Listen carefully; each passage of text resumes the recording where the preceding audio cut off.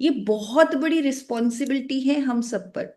तो हमें खुद तो स्वस्थ होना ही है। हम अपने पूरे देश के बारे में, लोगों के बारे में, पूरे समाज के बारे में सोच रहे हैं कि हमें एक क्रांति लेकर आनी है, लोगों को स्वस्थ करना है। अब पहले शायद जब ये बताया गया या बोला गया कि हम पूरे देश को स्वस्थ करेंगे, तो शायद हो सकता है किसी को डाउट होता होगा कि ऐसे कैसे संभव है। लेकिन जब से एक फॉर्मूला हमें मिला है, जब से राइज का कॉन्सेप्ट हमें मिला है, तब से आपको भी यकीन आने लगा होगा कि हाँ ये संभव है। हाँ, हम लोगों तक स्वास्थ्य का सही ज्ञान पहुंचा सकते हैं। हाँ, हम लोगों को जागरूक कर सकते हैं, उन्हें फिर से जगा सकते हैं अपने हेल्थ के लिए, वो भी एक आसान तरीके से, एक आसान फॉर्मूले से जो हमें मिल चुका है, जिसका नाम है राइज। किस किस को ऐसा लगता है कि राइज एक बहुत ही आसान तरीका है, बहुत ही आसान फॉर्मूला है लोगों को जागरूक करने का, लोगों को हेल्थ के प्रति मोटिवेट करने का? तो आशुतोष जी, पवन जी, सबके हैंड रेज मुझे दिख रहे हैं। तो राइज समझना और समझाना आसान है, ये आप सब मानते हैं, क्योंकि बहुत सारे हैंडरेज मैं देख रही हूँ, बहुत सारे चेहरों पर मुस्कुराहट देख रही हूँ। यानी आप भी मेरे साथ सहमत हैं कि राइज ऐसा तरीका हमें मिल चुका है कि हम अपने मिशन में बहुत बढ़ चढ़कर काम कर सकते हैं, लोगों को अवेयर कर सकते हैं। तो राइज में सिंपल सी चीज, आप सबको राइज का एक्सपर्ट तो बनना ही है, तो ही हम अपने मिशन में बहुत बड़ा योगदान दे सकते हैं। तो राइज का एक्सपर्ट बनाने की आज मैं आपको कोशिश करूंगी, कुछ ऐसी बातें आपको बताऊंगी जो आपको हेल्प करेंगी आपके मिशन में। तो राइज का सबसे पहले आपको फुल फॉर्म मालूम होना चाहिए कि राइज का आर है रूटीन, आई है इनटेक, इनटेक यानी जो भी हम अपने अंदर डाल रहे हैं। राइस का एस बहुत ज्यादा इंपॉर्टेंट है, जो है सप्लीमेंट्स, क्योंकि आज की डेट में जहां हमारी मिट्टी में उतनी न्यूट्रिशन नहीं रही, हमारे भोजन में इतना न्यूट्रिशन नहीं रहा, तो आज की डेट में साइंस का सपोर्ट लेना, यानी सप्लीमेंट्स का सपोर्ट लेना बहुत ज्यादा जरूरी है हेल्दी रहने के लिए। तो इसीलिए राइस में एस, सप्लीमेंट्स भी बहुत ज्यादा इंपॉर्टेंट है। और लास्ट है ई, इमोशनल हेल्थ। इमोशनल हेल्थ, आज के युग में जब लोग अपने फोन को ही ज्यादा इंपॉर्टेंस दे रहे हैं, स्क्रीन्स को इंपॉर्टेंस दे रहे हैं, कहीं ना कहीं अपने रिलेशन से दूर जा रहे हैं, ऑफलाइन बातों से दूर जा रहे हैं, फिजिकली एक दूसरे से मिलने से दूर जा रहे हैं, तो वहां पर बहुत ज्यादा हमारा माइंड जो है वो स्ट्रेस में है, बहुत सारी बीमारियां उसके कारण हो रही हैं। इसीलिए बहुत जरूरी है कि हम इमोशनल हेल्थ पर भी बात करें। हम खुद को स्वस्थ रखने के लिए अपने माइंड को स्वस्थ रखने की भी बात करें। तो simple, are I S E, routine, intake, supplements और इमोशनल हेल्थ। अब रूटीन, आप सोचिए रूटीन में क्या हो सकता है। रूटीन में सिंपल सी चीजें, हर चीज का समय निर्धारित होना चाहिए, यानी सुबह उठने से लेकर रात तक सोने का। और ये क्यों निर्धारित करना जरूरी है, मैं आपको इसका साइंटिफिक लॉजिक भी बताऊंगी। अगर कोई व्यक्ति पूरा दिन खाना नहीं खा रहा, या उसके शरीर को नहीं पता खाना कब मिलने वाला है, तो वो फ्लाइट एंड फाइट मोड में चला जाएगा। जैसे कि पहले के जमाने में आदिवासियों के टाइम होता था कि जब नहीं पता होता था खाना कब मिलेगा, तो body fight and flight mode में होती थी कि शिकार करना है हमें। तो इस तरह की सिचुएशन से बचने के लिए बहुत जरूरी है कि हम अपने शरीर को एक रूटीन, एक डिसिप्लिन दें, सही मैसेज दें। हम बताएं अपने शरीर को कि हाँ अब सुबह हो चुकी है, हम उठ रहे हैं, ताकि बॉडी रिक्वायर्ड हॉर्मोन्स प्रोड्यूस कर सके। रात को सही समय पर सोना बहुत जरूरी है, ताकि बॉडी हीलिंग पर काम कर सके। तो ये बहुत जरूरी है कि अगर आप किसी से भी बात करें, पहले उनका रूटीन समझें कि वो अभी क्या फॉलो कर रहे हैं, फिर उस रूटीन में अपनी नॉलेज के अकॉर्डिंग बदलाव लेकर आए। आपको अब सबको मालूम है कि सुबह जल्दी उठना चाहिए, बहुत सारे साथी गुरुकुल में, अब ये नंबर लगातार बढ़ता जा रहा है, यानी सुबह जल्दी उठने की आदत हम सब अपना रहे हैं। तो आपको सामने वाले को भी एजुकेट करना है, गाइड करना है कि वो सुबह जल्दी उठें। और सूर्य जैसे ही उदय होता है उसके 1 घंटे के अंदर अंदर तो उन्हें उठना ही है, पहले उठ सके तो उससे भी अच्छा है, लेकिन वो बदलाव धीरे धीरे करे। अगर आप एकदम कोई व्यक्ति जो 8-9 बजे उठ रहा है आप उसे कहेंगे आप 5 बजे उठें, तो वो उनके लिए थोड़ा सा मुश्किल हो जाएगा। तो वो बदलाव अगर धीरे धीरे करेंगे, यानी 8 से पहले 7:30 करें, फिर उसके बाद 7 करें, 6 करें, तो इस तरह बदलाव करने की कोशिश करें ताकि हर कोई इसे अडॉप्ट कर पाए। तो रूटीन में बहुत जरूरी है कि हमारी दिनचर्या जो है वो डिसिप्लिन्ड होनी चाहिए, उसमें एक्सरसाइज करने का टाइम होना चाहिए, हम ओवरऑल एक्टिव रहने चाहिए, हम सही टाइम पर भोजन करें, ये भी बहुत जरूरी है। अब भोजन से आपको इनटेक याद आएगा, तो इनटेक यानी हम क्या खा रहे हैं, क्या पी रहे हैं, उस पर जरूर ध्यान दें।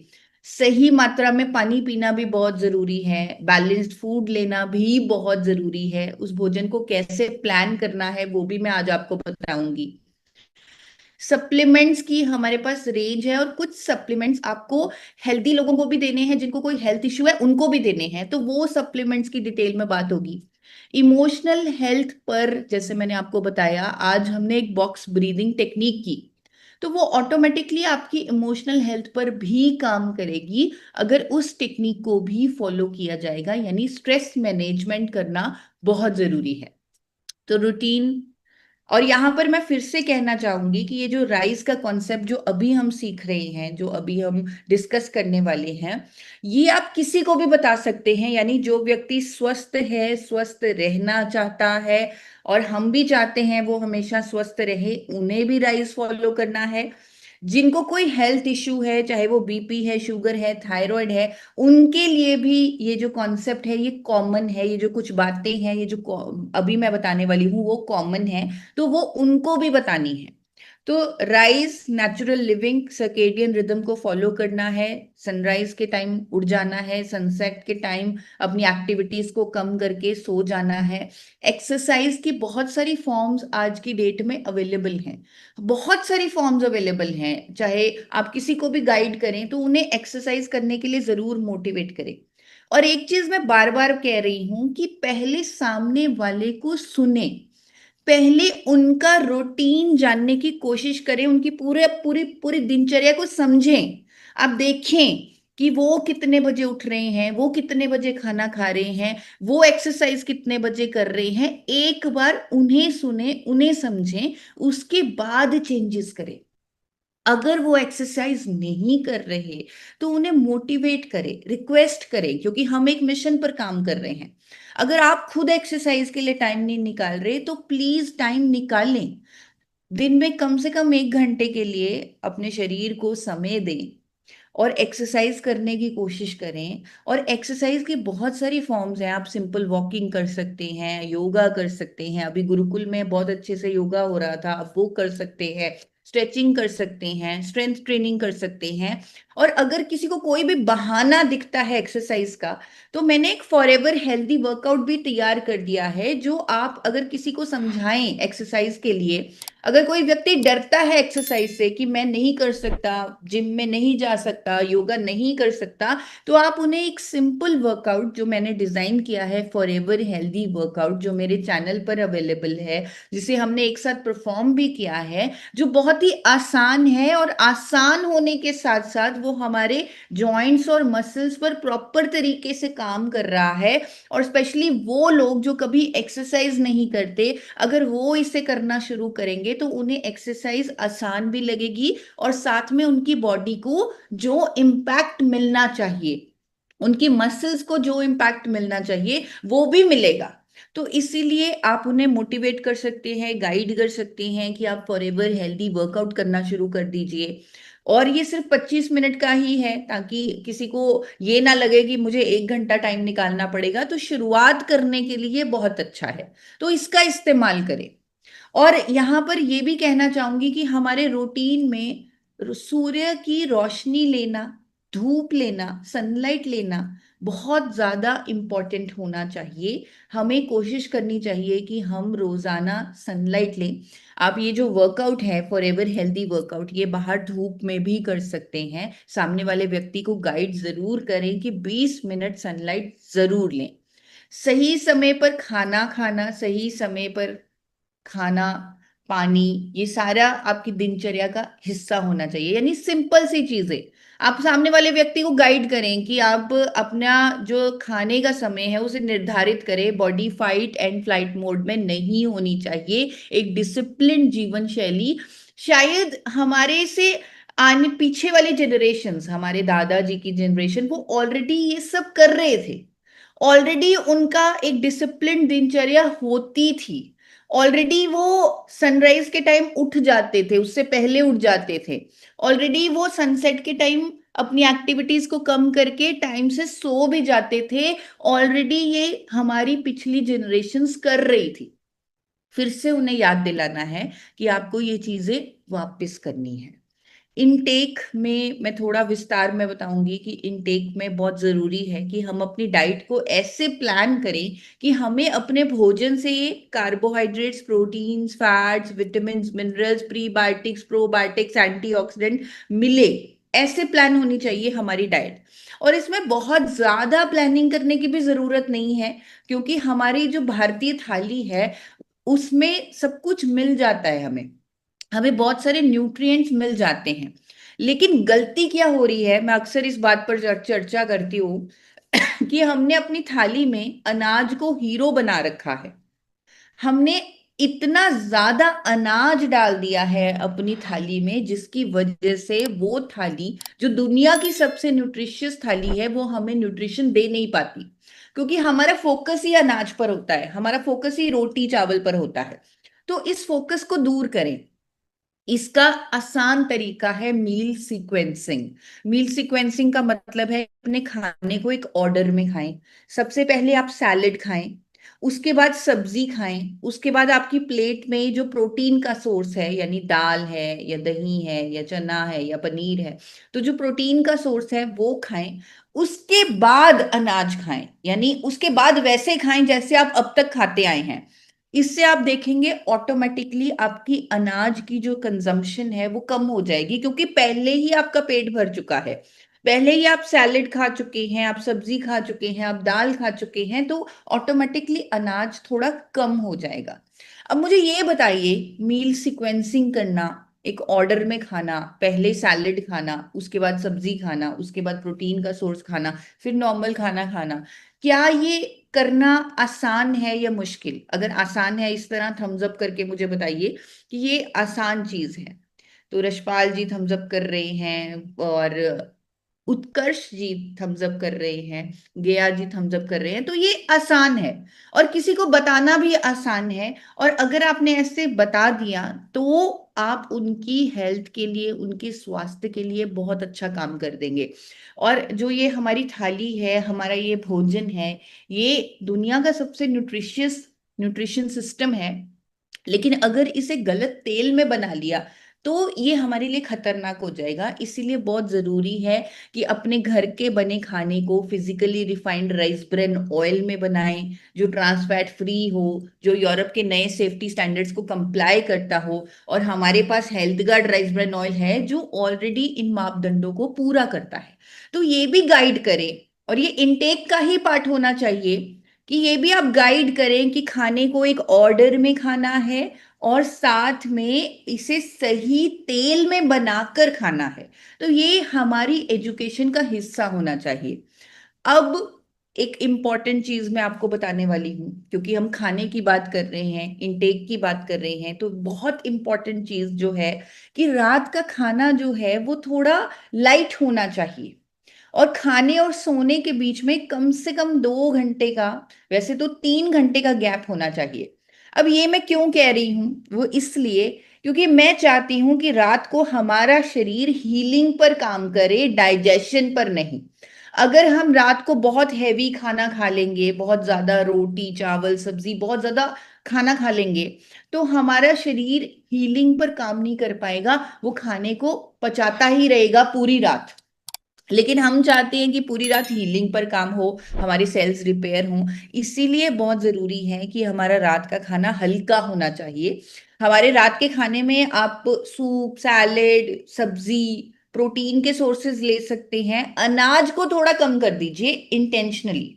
अनाज अगर आप छोड़ दें रात के खाने में तो और अच्छा है, लेकिन अगर आपको नींद नहीं आती, कई लोग ऐसे होते हैं जिनको अनाज खाए बिना नींद नहीं आती, तो कम अनाज लेने की कोशिश करें रात को। वो आपने दोपहर को अच्छे से ले लिया है, रात को अनाज कम करने की कोशिश करें।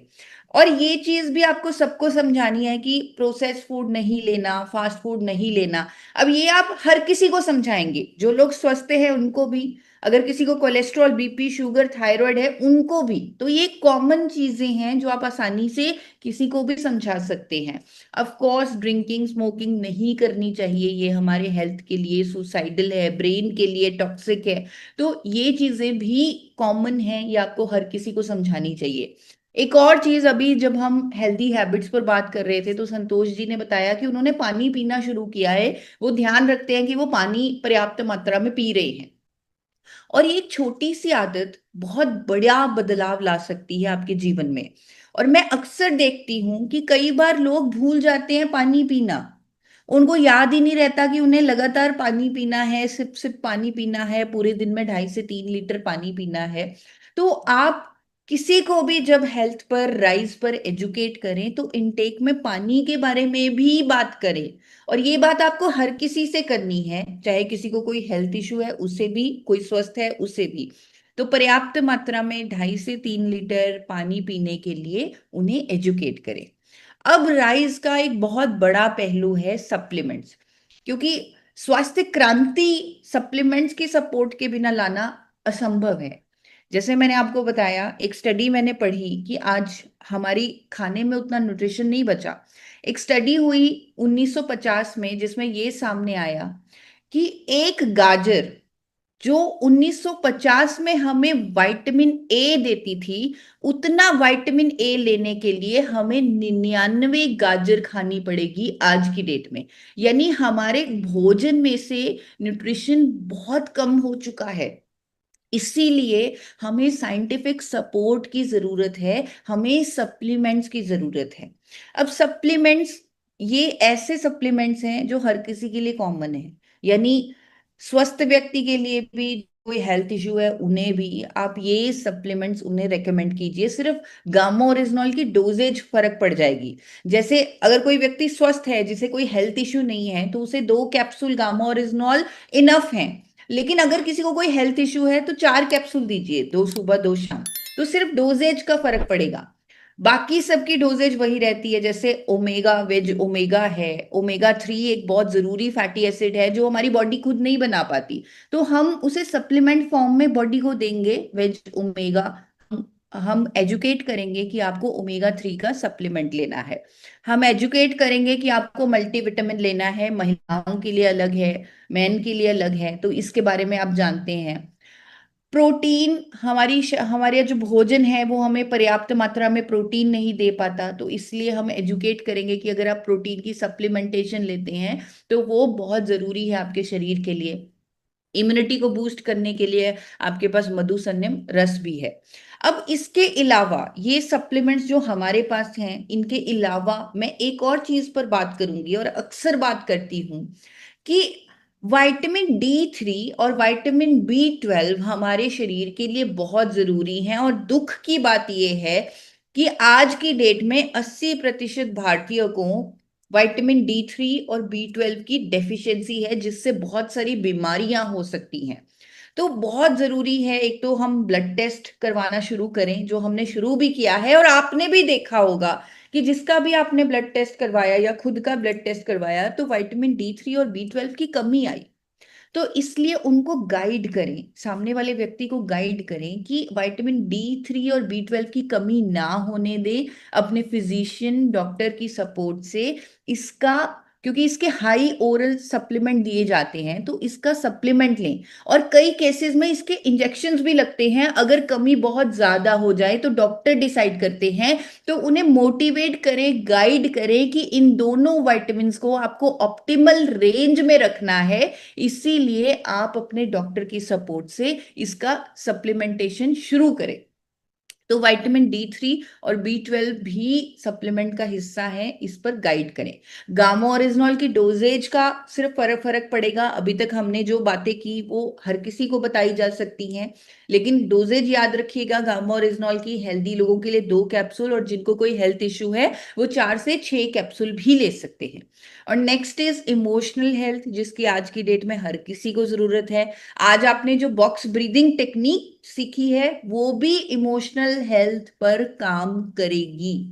इमोशनल हेल्थ के लिए थोड़ा सा डीप ब्रीदिंग, ग्रैटिट्यूड, मेडिटेशन, इस पर आप चर्चा कर सकते हैं। अब यहां तक अभी तक जो भी हमने डिस्कस किया, जैसे मैंने कहा कि हर किसी के लिए कॉमन है, यानी जिनको हेल्थ इश्यू है उनके लिए भी, जिनको हेल्थ इश्यू नहीं है उनके लिए भी। लेकिन अब हम बात करने जा रहे हैं कुछ स्पेशल हेल्थ कंडीशंस की। आपने लास्ट टाइम भी इनके बारे में सीखा, अभी कुछ और एडिशंस हम कर रहे हैं ताकि आप समझें कि अगर आप किसी को कोलेस्ट्रॉल है उससे कैसे बात करनी है, किसी को हाई ब्लड शुगर है उनसे कैसे बात करनी है, हाई ब्लड प्रेशर है, हाइपोथायराइड है तो कैसे बात करनी है। ओवरऑल जो एजुकेशन है वो राइज के अराउंड ही रहेगी। जो हमने अभी सीखा वही हम बताएंगे, वही सप्लीमेंट्स बताएंगे, वही इमोशनल हेल्थ पर बताएंगे, वही इनटेक बताएंगे, रूटीन बताएंगे। लेकिन कुछ कुछ बातें स्पेशली हम बताएंगे उन लोगों को जिनको कोई ना कोई हेल्थ कंडीशन है। जैसे अगर किसी को हाई ब्लड कोलेस्ट्रॉल है तो उन्हें हम सुझाव देंगे। हमें इमिडिएटली हमारे माइंड में आना चाहिए कि इनको हमें गाइड करना है कि रात को एक एक गिलास पानी में, ये वो पानी का ग्लास जो है वो कांच या स्टील का होना चाहिए, प्लास्टिक नहीं होना चाहिए, ये भी समझाइए। तो एक गिलास पानी में वो लहसुन की कलियां और 1 चम्मच जीरा डालकर भिगो कर रख दे, और सुबह उठकर उस पानी को खाली पेट पिए। लहसुन में जो नाइट्रिक ऑक्साइड होता है वो कोलेस्ट्रॉल के मेटाबॉलिज्म में हेल्प करता है। तो उन्हें गाइड करें कि सुबह के लिए आप ये रूटीन में डाल लें कि आप रात को भिगा हुआ जीरा और लहसुन का पानी बनाएं और उसे उसे भिगो दें और सुबह खाली पेट उसे पिएं। जिन लोगों को हाई ब्लड कोलेस्ट्रॉल की प्रॉब्लम है, बहुत जरूरी है उनकी डाइट में फाइबर को डालना। तो जो मील सीक्वेंसिंग हमने सीखी, सबसे पहले सैलेड, तो उस पर जरूर फोकस करें कि उन्हें सैलेड बहुत ज्यादा लेना है ताकि उनकी बॉडी में फाइबर जाए और कोलेस्ट्रॉल मेटाबॉलिज्म हो। विशेष रूप से उन्हें सलाह दें कि वो चीनी, दूध और ग्लूटेन ना लें क्योंकि उससे और भी ज्यादा कोलेस्ट्रॉल उनके अंदर जमेगा। अब चीनी है उससे ट्राइग्लिसराइड बढ़ेगा डायरेक्टली, दूध है उसमें ऑलरेडी कोलेस्ट्रॉल होता है, पनीर ऑलरेडी उसमें कोलेस्ट्रॉल होता है, तो जिनका कोलेस्ट्रॉल पहले से ही बढ़ा हुआ है तो हम उन्हें क्यों और कोलेस्ट्रॉल खिलाएं। तो इसलिए उन्हें ध्यान से समझाएं कि आपको दूध भी नहीं लेना, चीनी भी नहीं लेनी, और गेहूं को भी कम मात्रा में लेना है। और हो सके तो गेहूं की जगह मिलेट्स लेना है क्योंकि ग्लूटेन का डायरेक्ट रिलेशन है कोलेस्ट्रॉल डेपोजिशन से। तो उन्हें मिलेट्स पर, मोटे अनाज पर गाइड करें कि आप बाजरे का आटा, रागी का आटा, ज्वार का आटा, ओट्स का आटा, अमरंथ का आटा, बहुत सारे ऑप्शंस हैं, तो उसकी रोटी खा सकते हैं। और जिन लोगों का कोलेस्ट्रॉल बढ़ा हुआ है उनको स्पेशली गाइड करें कि वो रात के भोजन में अनाज ले ही ना। कई जो लोग स्वस्थ हैं वो ले सकते हैं कम मात्रा में, 3 घंटे का गैप रख के, लेकिन जिनका कोलेस्ट्रॉल बढ़ा हुआ है अगर वो कुछ समय के लिए रात के भोजन में अनाज से परहेज कर लेते हैं तो आप खुद देखेंगे कि उनकी रिपोर्ट्स में बहुत जल्दी फर्क आएगा। राइज ओवरऑल उन्हें फॉलो करना है, सप्लीमेंट्स अपना काम करेंगे, गामा ओरिजिनॉल अपना काम करेगा, ओमेगा 3 अपना काम करेगा, लेकिन ये एडेड बेनिफिट उन्हें देगा जब वो रात को हल्का भोजन लेंगे। और मेरे चैनल पर अगर ये सब समझाना मुश्किल लगता है तो मेरे चैनल पर एक वीडियो बनी हुई है, 3 मिनट की वीडियो है। जो बातें अभी मैंने आपको बताई वो आपको उस वीडियो के माध्यम से भी समझाने में मदद मिलेगी। मेरे चैनल पर एक वीडियो है, कोलेस्ट्रॉल कंट्रोल सही जीवन शैली, जिसमें रात का भोजन हल्का, जिसमें गेहूं की जगह मिलेट्स, जिसमें आपको फाइबर लेना है, आपको लहसुन जीरा का पानी लेना है, तो ये सब बताया हुआ है। आप इस वीडियो का भी इस्तेमाल कर सकते हैं, लेकिन मैं चाहूंगी कि आप खुद भी याद रखें कि अगर आप किसी से भी बात कर रहे हैं जिसको हाई ब्लड कोलेस्ट्रॉल है, उन्हें आप सही तरीके से गाइड करें, राइज के बाद उन्हें स्पेशली गाइड करें कि आपको इन चीजों को भी फॉलो करना है। आई होप अभी आपको बहुत सारी चीजें याद करनी पड़ सकती हैं। आई नो आपको बहुत सारा चीजों को सीखना पड़ेगा, लेकिन हम, जैसे मैंने आपको स्टार्टिंग में बोला कि हमने जिम्मेदारी ली है पूरे समाज की, हम बहुत बड़ा परिवर्तन लाने की सोच रहे हैं, इसीलिए थोड़ी बहुत रिस्पॉन्सिबिलिटी हमें लेनी होगी। एंड आई होप आपको समझ आ रहा है कि ये छोटी छोटी चीजें, जिनको स्पेशल हेल्थ कंडीशंस हैं, जिनको कोई ना कोई हेल्थ इशू है, जब आप उन्हें बताएंगे, जब आपका रिजल्ट बहुत जल्दी दिखने लगेगा, तो सामने वाला व्यक्ति भी प्रभावित होगा आपसे, और वो जो भी आप कहना चाहेंगे, जो भी आप बताना चाहेंगे, वो उस पर इम्प्लीमेंट करना चाहेगा। अगर किसी को हाई ब्लड शुगर रहता है, यानी डायबिटीज की बीमारी है, तो डायबिटीज के लिए पानी चेंज हो जाएगा। अब यहाँ पर पानी आपको मेथी, मेथी वाला पानी, यानी 1 चम्मच जो मेथी दाने होते हैं, उसे रात को भिगो देना है 1 गिलास पानी में, उसे ढक देना है, और फिर सुबह उठकर खाली पेट उस पानी को पीना है। तो आप ध्यान रखें कि कोलेस्ट्रॉल है तो हमने क्या पानी का सजेशन दिया है, हाई अगर डायबिटीज है तो हमने मेथी वाले पानी का सजेशन दिया है। और ये ट्रेडिशनल आयुर्वेदिक रेमेडीज हैं, और ये आपको तो नॉलेजेबल साउंड करवाती ही हैं, लेकिन साथ में सामने वालों को भी जब उसके रिजल्ट दिखते हैं, जब वो उसे फॉलो करते हैं, तो वो चेंजेस जब अपनी रिपोर्ट्स में देखेंगे, तो वो आपका धन्यवाद करेंगे कि आपने ये छोटी छोटी चीजें, ये दादी माँ के टोटके भी हमें बताए, यानी आप वाकई हमारे स्वास्थ्य को बेहतर करना चाहते हैं। जिन लोगों को डायबिटीज है, उनको अपनी थाली को बहुत ध्यान से प्लान करना होगा। उनकी थाली में 50% वेजिटेबल्स होनी चाहिए, 25% प्रोटीन, और बहुत कम कार्बोहाइड्रेट, क्योंकि हमें उनको ग्लूकोज स्पाइक नहीं देना। ऑलरेडी उनके सेल्स इंसुलिन को रेजिस्ट कर रहे हैं, इसीलिए उनका जो ग्लूकोज स्पाइक है वो बहुत कम होना चाहिए। यानी उनको लो जीआई, लो ग्लिसेमिक इंडेक्स वाले भोजन लेने हैं। तो ये आपको स्पेशली याद रखना है उन लोगों के केस में जिनको डायबिटीज है। उनको आपने समझाना है कि आपको कौन से अनाज लेने हैं, कौन से मिलेट लेने हैं जो लो जीआई हों। उनको दालें वो गाइड करनी है जो लो जीआई हों, उनको नट्स और फल भी वो गाइड करने हैं जो लो जीआई हों। उनको मीठे फल नहीं लेने। अब ये डिफरेंट है उन लोगों के से जिनको डायबिटीज नहीं है, ये थोड़ा सा अलग है। क्योंकि जिनको डायबिटीज है वो मीठे फल नहीं ले सकते, उनको गाइड करना है कि उन्हें केला नहीं खाना, उन्हें आम नहीं खाना, उन्हें सफेद चावल नहीं खाना। तो ये मीठे फल, जिन जिन चीजों का ग्लिसेमिक लोड बहुत ज्यादा होता है, वो उन्हें मना करना है। साथ में उन्हें जो आयुर्वेदिक फॉर्मुलेशन है, हम कहते हैं कि जिनको डायबिटीज है उन्हें करेला, जामुन, एलोवेरा, इन चीजों की फॉर्मुलेशन का कुछ लेना चाहिए, क्योंकि ये चीजें इंडिविजुअली लेना बहुत मुश्किल है। तो इसलिए मधु संयम रस हमारे पास एक बहुत अच्छा विकल्प है, जो ऑलरेडी इन आयुर्वेदिक फॉर्मुलेशन को, ऑलरेडी डायबिटीज के लिए ये आयुर्वेदिक फॉर्मुलेशन से बनाया गया है।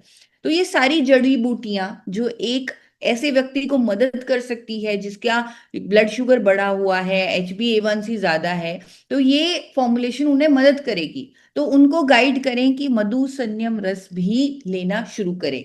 जिन लोगों को डायबिटीज है, अब ये चीज दिमाग में रखिए कि हमने उनका ग्लूकोज स्पाइक कम करना है, हमने ध्यान में रखना है कि उनका भोजन भी है जो वो जल्दी डाइजेस्ट होना चाहिए।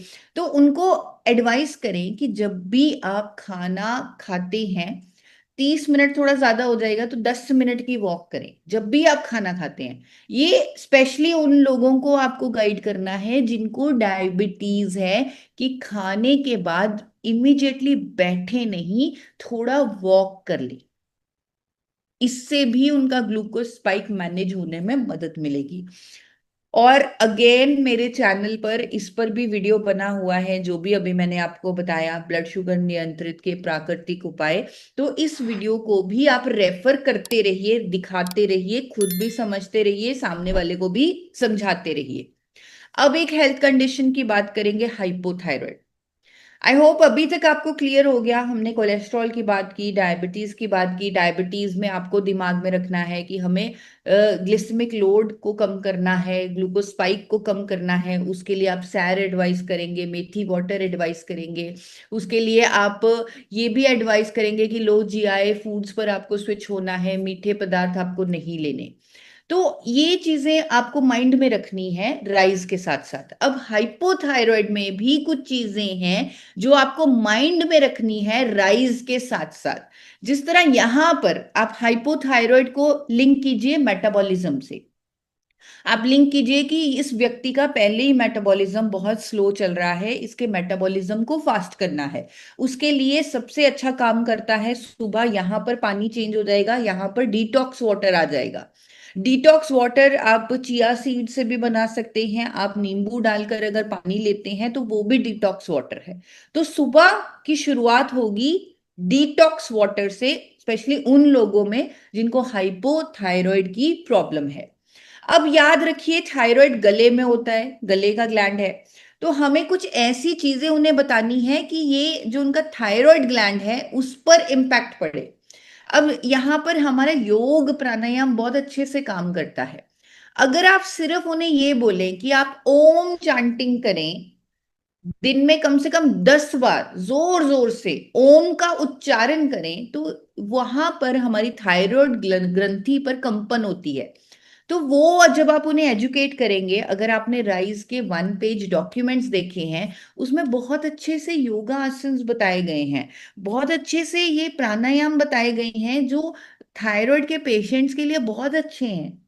तो आप उन्हें गाइड करें, उस पेज की मदद लें और गाइड करें, और दिमाग में रखें कि आपने उनकी थायराइड ग्रंथि पर कंपन करनी है, जिसमें ओम का उच्चारण सबसे बड़ा रोल अदा कर सकता है। किसी को भी अगर आप मोटिवेट कर करके उन्हें बोले कि रोज आपको 5 से 10 मिनट ओम का उच्चारण करना है, तो आप खुद देखेंगे कि उनके जो रिजल्ट्स हैं वो बहुत जल्दी आने लगेंगे। अब यहाँ पर एक और चीज आपको ध्यान में रखनी है। अब ये नॉर्मल चीजें जैसे प्रोसेस फूड ना लेना, चीनी ना लेना, ये तो नॉर्मल चीजें, ये हर किसी को हम बताते हैं। लेकिन थायराइड के केस में आपको ये ध्यान में रखना है कि कच्ची या कम पकी हुई फूल गोभी या ब्रोकली, पत्ता गोभी आप उनको नहीं लेनी, क्योंकि ये गोइट्रोजेनिक फूड्स हैं। अच्छे से पका के आप ले सकते हैं, लेकिन अधपकी आपको गोभी वगैरह नहीं लेनी, क्योंकि ये गोइट्रोजेनिक फूड है। अब एक और विशेष चीज मैं बताना चाहती हूँ, जिनको थायराइड की प्रॉब्लम है उनको जिंक और सेलेनियम न्यूट्रिएंट्स अपनी डाइट में ऐड करने हैं, जिसका आसान तरीका है थोड़े से काजू और कद्दू के बीज। जो लोग ले सकते हैं वो ब्राजील नट अगर लेते हैं तो इसमें भी बहुत ज्यादा सिलेनियम होता है, सूरजमुखी का बीज जो होते हैं उसमें भी सिलेनियम होता है। तो ये चीजें भी आप एडवोकेट कर सकते हैं। लेकिन काजू और पंपकिन सीड्स हर किसी के घर में होते हैं, तो इसीलिए मैं इस पर ज्यादा कहती हूँ कि आप काजू और पंपकिन सीड्स उन्हें खाने की आदत डालें। बहुत जरूरी है, आपको पता होना चाहिए कि थायराइड की प्रॉब्लम आयोडीन की डेफिशिएंसी से होती है। तो बहुत जरूरी है कि उनका जो खाने में नमक का इस्तेमाल किया जा रहा है वो नमक आयोडाइज्ड हो। तो वो भी आप उन्हें गाइड करें, उनका नमक चेक कर लें उनकी किचन में जाकर कि क्या वो आयोडाइज सॉल्ट का इस्तेमाल कर रहे हैं। और अगेन इस पर मेरी एक वीडियो भी अवेलेबल है, थायराइड नियंत्रण सही जीवन शैली, यानी जो मैंने आपको बताया है वो एक वीडियो के माध्यम से आप खुद भी समझ सकते हैं, सामने वाले व्यक्ति को भी समझा सकते हैं। अब चौथी हेल्थ प्रॉब्लम पर बात करेंगे, आखिरी हेल्थ प्रॉब्लम पर बात करेंगे। उसके बाद मैं आपसे पूछूंगी कि आपने राइज के साथ साथ और क्या विशेष चीजें समझी विशेष हेल्थ प्रॉब्लम्स के लिए। अब जैसे हाई बीपी की बात करें, तो हाई बीपी में आपके दिमाग में सबसे पहले ये बात आनी चाहिए कि हाई बीपी दिमाग का की बीमारी है, स्ट्रेस की बीमारी है। तो आपको बहुत सारी चीजें करनी होंगी जिससे आपके दिमाग का स्ट्रेस दूर हो। तो आपको जिसको भी गाइड करना है, जिसको हाई बीपी की प्रॉब्लम है, उन्हें स्ट्रेस मैनेजमेंट पर गाइड करना है। खाने में उनको नमक की मात्रा को सीमित करने के लिए बोलना है। खाने में उनको पोटेशियम युक्त पदार्थ लेने के लिए बोलने हैं, जैसे केला और पालक, जिनको हाई बीपी की प्रॉब्लम है, ताकि उनकी बॉडी को पोटेशियम मिले। और सबसे इंपॉर्टेंट चीज जो उन्हें गाइड करनी है, स्ट्रेस मैनेजमेंट, तनाव कम करने के लिए उन्हें गाइड करना है। उन्हें बोलना है कि आप हो सके तो दिन में थोड़ी देर के लिए मुस्कुराएं। और आप खुद देखेंगे जब भी आप, क्योंकि अब आप हिस्ट्री लेंगे, आप पूरी बातें करेंगे, आप उनकी डिटेल में रूटीन पूछेंगे, उनका जीवन शैली पूछेंगे, तो आप खुद देखेंगे कि एक्चुअल में उनकी लाइफ में बहुत सारा स्ट्रेस है, तो ही उन्हें हाई बीपी की प्रॉब्लम हुई है। तो इसलिए आपका फोकस होना चाहिए राइस। तो आप देखिए, राइस तो आपने सबसे पहले बताना ही बताना है। राइस में जो रूटीन है, इनटेक है, सप्लीमेंट्स हैं, इमोशनल हेल्थ है, उस पर तो बात करनी ही करनी है। लेकिन जिनको हाई बीपी की प्रॉब्लम है, उनको नमक कम करने की भी सलाह देनी है, पोटेशियम युक्त फूड लेने की भी सलाह देनी है, और उन्हें स्पेशली समझाना है स्ट्रेस मैनेजमेंट के लिए। उनको स्पेशली बोलना है कि आपको मेडिटेशन करना ही करना है। आपको अपनी कोई ना कोई हॉबी के लिए भी कुछ ना कुछ टाइम निकालना ही निकालना है, ताकि आपके माइंड को रिलैक्सेशन मिले। आपको जबरदस्ती हंसना है, जबरदस्ती मुस्काना है, ताकि जो हमारा दिमाग है वो हैप्पी हॉर्मोन्स रिलीज करे, ताकि स्ट्रेस मैनेजमेंट हो। और उनको एक और विशेष सुझाव आप दे सकते हैं, जो आपके राइज के डॉक्यूमेंट में भी आपको मिल जाएगा। पूरा का पूरा अगर डॉक्यूमेंट ही फॉलो करे तो और अच्छी बात है, लेकिन मुझे मालूम है कि सामने वाला व्यक्ति भी इतने सारे चेंजेस करने के लिए तैयार नहीं होता, इसलिए धीरे धीरे अगर हम चेंजेस करवाएंगे तो और अच्छा है। आप उन्हें, आपके दिमाग में है, आपके माइंड में है कि जिसको हाई बीपी है उसको स्ट्रेस को मैनेज करना है। तो उनकी रात की नींद के लिए, रात की नींद अच्छी करने के लिए आप उन्हें सुझाव दीजिए कि वो गर्म पानी में, एक छोटा सा वो टब लें, और गर्म पानी में, थोड़े से गुनगुने पानी में 15 से 20 मिनट के लिए पिंडलियों तक वो अपने पैरों को भिगो लें, उस पानी में डुबो कर रखें। और इससे ऑटोमेटिकली उनकी बॉडी को एक रिलैक्सेशन का मैसेज मिलेगा, और वो एक अच्छी गहरी नींद ले पाएंगे। क्योंकि जिसको हाई बीपी की प्रॉब्लम है, उसका दिमाग अशांत है, उसका माइंड अशांत है। तो आपकी ये छोटी छोटी चीजें, ये छोटी छोटी गाइडेंस उनके माइंड को शांत करने में बहुत बड़ा रोल अदा करेगी। तो आप ये भी उन्हें गाइड कर सकते हैं। इन एडिशन टू दैट, मेरी वीडियो है जो अभी आपने सीखा, जैसे नमक को कंट्रोल लेना, पोटाशियम को इंक्रीज करना, स्ट्रेस मैनेजमेंट करना, मेडिटेशन करना, तो ये मेरी वीडियो में भी मौजूद है।